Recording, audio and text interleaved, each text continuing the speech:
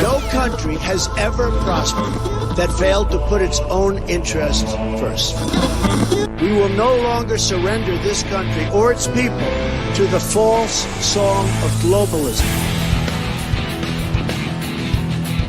New Right Network presents Right Now, the featured podcast of New Right Network.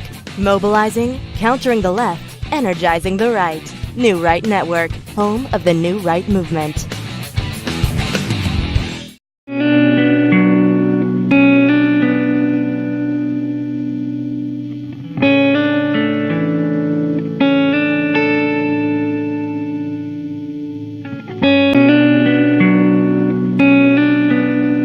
Please welcome Avery Corcoran, or Corcoran, is it?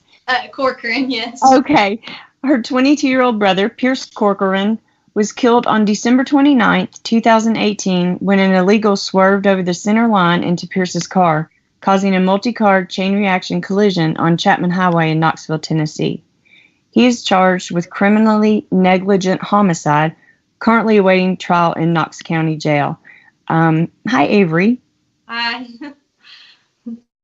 Well, tell us a little bit about what happened, and then let us know where you're at today in this process.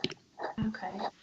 Well, I guess on the night of the 29th, I was just home with my husband and got a call from my mom, and she had just told us that Pierce had been in a horrible wreck. And at that point, my dad and my other brother, Connor, were out of town working. And so it was just me and my mom and my grandparents. And so we went down to UT Hospital, and it was there that we were told that did not make it. And, just all of the... we're still obviously going through a lot of the grieving process, but just a little bit of shock and denial about that. Of course. And,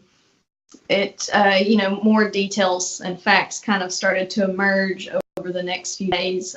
We learned that the other man involved in the wreck was not here in our country legally and has in fact been here for 14 years.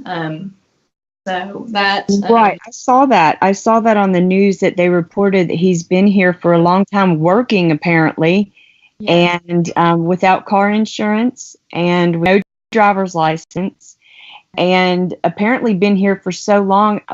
I know that your family has to wonder, why didn't he take the time to apply for citizenship? Why didn't he, try to do the right thing? And I know that your family has those questions. How do y'all feel about that? Please welcome Avery Corcoran, or Corcoran, is it? Corcoran. Please welcome Avery Corcoran, or Corcoran, is it? Corcoran, yes. Okay. Her 22-year-old brother, Pierce Corcoran, was killed on December 29th, 2018, when an illegal swerved over the center line into Pierce's car, causing a multi-car chain reaction collision on Chapman Highway in Knoxville, Tennessee. He is charged with criminally negligent homicide, currently awaiting trial in Knox County Jail. Hi, Avery. Hi. Well, tell us a little bit about what happened, and then let us know where you're at today in this process. Okay. Well, I guess on the night of the 29th, I was just home with my husband and got a call from my mom.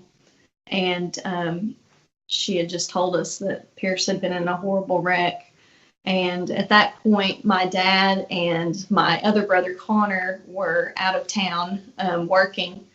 And so it was just me and my mom and my grandparents. And so we went down to UT Hospital, and it was there that we were told that did not make it. And just all of the, we're still obviously going through a lot of the grieving process, but just a little bit of shock and denial about that. Of course. And, more details and facts kind of started to emerge over the next few days. We learned that the other man involved in the wreck was not here in our country legally, and has in fact been here for 14 years. So that Right. I saw that. I saw that on the news that they reported that he's been here for a long time working, apparently, yeah. and without car insurance and with no driver's license, and apparently been here for so long. I know that your family has to wonder, why didn't he take the time to apply for citizenship? Why didn't he, try to do the right thing? And I know that your family has those questions. How do y'all feel about that? Well, I know that my parents have stressed it a lot in interviews and just talking to people, but they kind of taught me and my brother Connor and Pierce personal responsibility. And so part of this that makes it hurt even more is, where was this man's personal responsibility? And also, I guess you could also take it on the side of where is the responsibility of our justice system in our country? And so in a lot of ways, we've been questioning a lot right now. I'm sure you have. We have an outdated justice system on so many levels, and our immigration reform is something that needs to happen, just instantly as possible. And I know that y'all are for the wall, as we are as well. And, I have found in the research that I have done and reading into Pierce's story that really the fastest solution for this type of situation is to build a wall. That's our first defense. Is that what you believe too? Yeah, I've just, it just makes more sense. I've heard so many people call it outdated technology, and it's like, well, if that's the case, then why do some of these politicians have these huge walls around I know. So, and that is hypocrisy that has been going on for some time. And I think just now, because of technology and because we have more info share and the ability to do what we're doing today, we can carry the message in so many other ways by ourselves without having to reach out to mainstream media and whatnot, because a lot of people just really don't want to talk about this. And I think that the tabooness of talking about it has kept it under the rug, and that's why these things keep happening. Yes, and I think, it's hard to not, there's so many good things about, like you said, technology, social media. As a family, it's hard for us to read comments from people who maybe don't understand exactly what we're going through. Right. But there has been quite a bit of the be quiet and stay at home, those types of comments. Oh, I'm sure.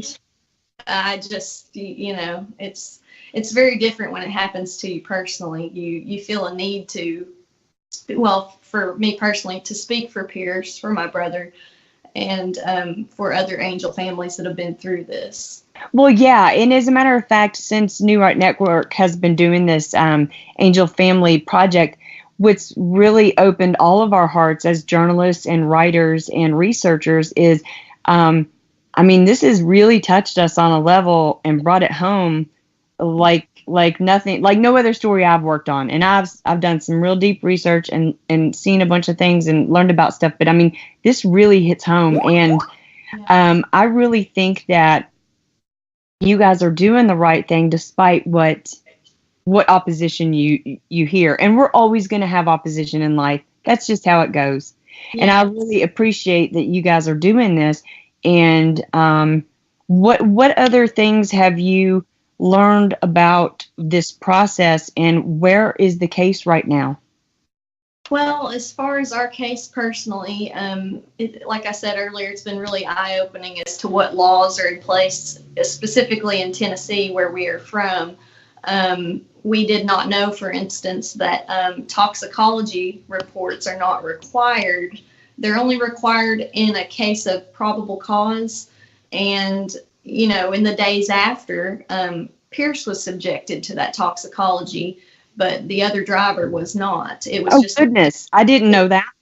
Yeah, well, I kind of wanted to clear that up because there have been people who have said, that the other driver was drunk, and it's like we will never know that because I did see on Knox News that they reported that he had been tested and that he was cleared, but that is not true. No. See, in Tennessee, I think it was actually toxicology used to be required, but I think it's been just a couple of years ago that they have changed that. So that's something that has been very eye-opening. So yeah, and that's one thing. That's one thing that can be changed again. Yes. That's one thing that can be done. That's an actionable situation that you guys can do something about, and other angel families can do something about. So that's hopeful, at least. Yes. I mean, I know it's terrible, and it's really interesting. I think when you have a case where you have an illegal immigrant that has done and committed all these different things, but in a court of law, you have to prove that. I mean, this is all alleged right now, which is so baffling. Yes. And I know in some cases, one of the hearings that we have attended, I mean, it's kind of his attorney's job, but he listed, some accomplishments of this other man, like he's, and this is all supposed, but was a police officer in Mexico and fought for the military, and it's right.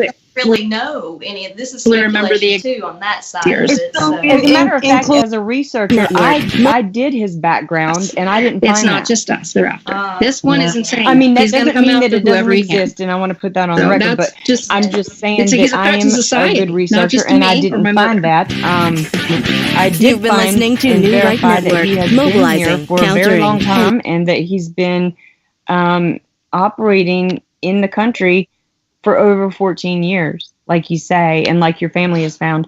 And one thing that I wanted to bring up, in one of those articles that Knox News did, they said that he actually came to court and his public defender wanted to throw the case out. Is that true? Yes. Wow. Yeah. I mean, that was when I read that, I thought, okay, so this is the family I'm going to interview. I have to see. I mean, how did that feel for you? It felt just like it was a slight. That's not even the right word for it. It's just very. It feels like what you've gone through is being minimized, I guess, is the best way to say it. And it just, that really hurt us. And also, I believe it was in one of those other hearings, his attorney had said he had more of a right to be here than anyone else in that courtroom. And that really hurt to hear, because it's like, well, there's this judge that has worked so hard to be where she is at, and even the police officers in that room. Well, that's one thing I put in the article that I wrote for your family, and it's not finished yet. We're still adding because it's so deep, and I just keep finding more things that I want to put in there, like the fact that how many people have been affected by this one person. I mean, the domino effect of this one person operating illegally in the United States. I mean, it's a domino effect, and it affects the entire community, the morale of your community, because the fact is, I mean, from what I hear, and your community, even on your Twitter feed and everything, everybody feels so hopeless. I mean, like, what can we do? I mean, you feel helpless and hopeless, and that's obvious, and I'm just truly sorry about that. Oh, thank you. Yeah. So, go ahead. Sorry. Say about the law enforcement, they're affected too, and I understand. Okay, so your father is in the fire department, Knoxville Fire Department. Yes, he's actually the spokesperson. I think there was somewhere in an article where he was called a chief. He's not exactly a chief. That's not his key position. But yeah, he's kind of a liaison between the media and the fire department. So. Well, how ironic, isn't it? I mean, gosh, that his people you know, the family of the fire department, because my husband's a cop, I know these, like, yeah. So, you know, the family of your community went to save him. And also another fact I wanted to confirm is that, did this driver stay in his vehicle while everyone else was attempting to help your brother? That is what we've been told by witnesses that were on the scene. Okay. And like we said, it kind of caused a chain reaction wreck. So some of the right involved in that wreck, they got out to check on Pierce. But as far as we were told by witnesses on the scene, Francisco did not allegedly get out of his car at any point to check. Right. Okay. And there is video of the accident. Is that right?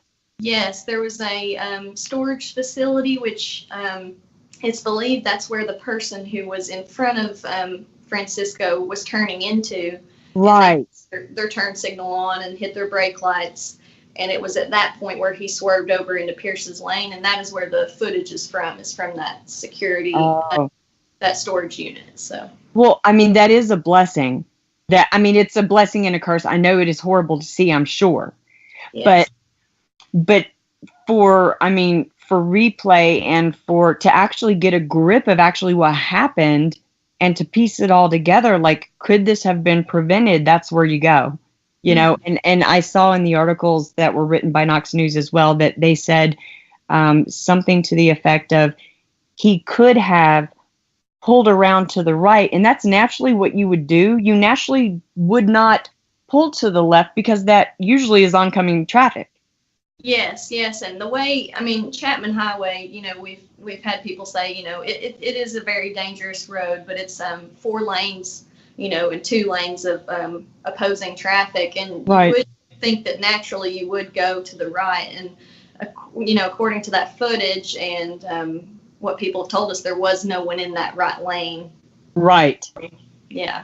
Yeah, it's just so unfortunate. I just can't say I'm sorry enough. But what else is your message? What else do you want people to know that they can do? I mean, to make the world better right now, because we all feel our hands are tied and we can't help. I would say what we've been trying to tell people, even in our state, or the outreach from other states has been amazing, from people from California, yes. Right. And places that have sanctuary cities, and they are dealing with this kind of stuff every day, probably on a bigger scale than we can even imagine.